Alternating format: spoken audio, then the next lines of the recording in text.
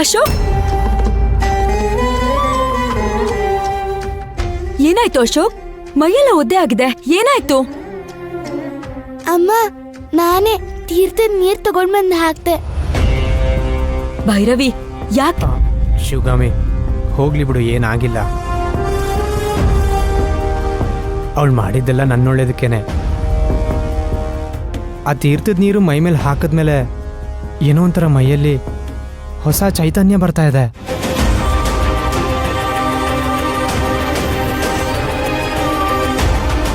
ಇಷ್ಟು ದಿನ ನನ್ನ ದೇಹ ಏನೋ ಒಂಥರ ಹಿಂಡ್ದಂಗೆ ಆಗ್ತಿತ್ತು.